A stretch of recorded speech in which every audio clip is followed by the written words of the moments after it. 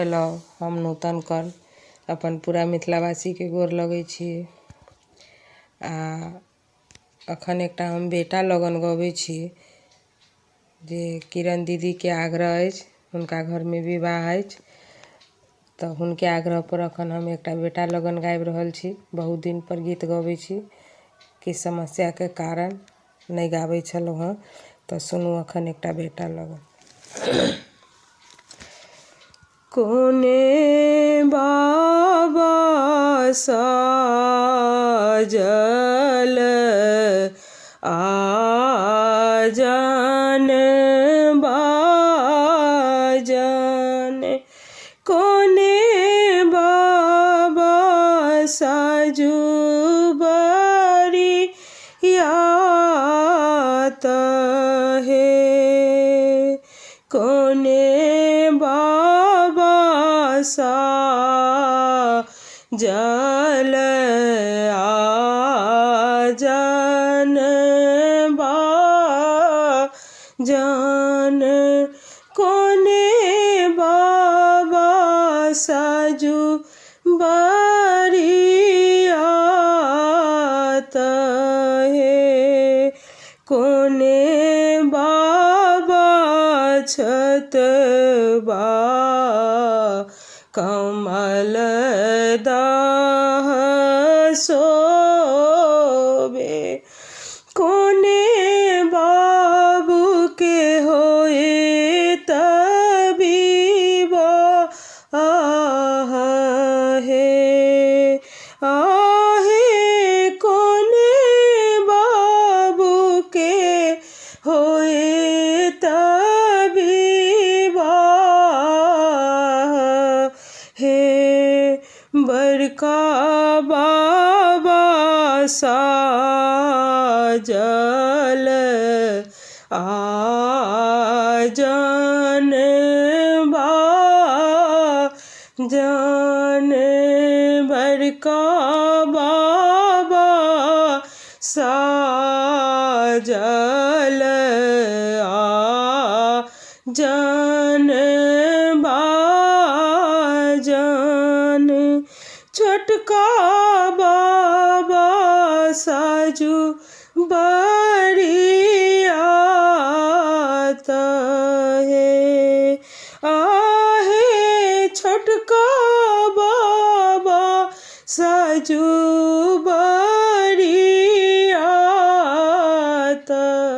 है, अपन पापा के छतबा कमल दाह शोभै, रामचंद्र दुल्हा के होए तबीब है, रामचंद्र दुल्हा के होए तबीब है, कोने ठल गो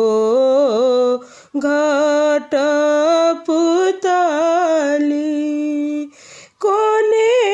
आमासा ठुपटोर है, कोने आमासा ठल सिंदूर कपूरिया, कोने दुल्हा के होए तबीब है, कोने दुल्हा के होए तबीब है, अपन दादी सठलानी घोघट पुतली, अपन आमा साठल पटो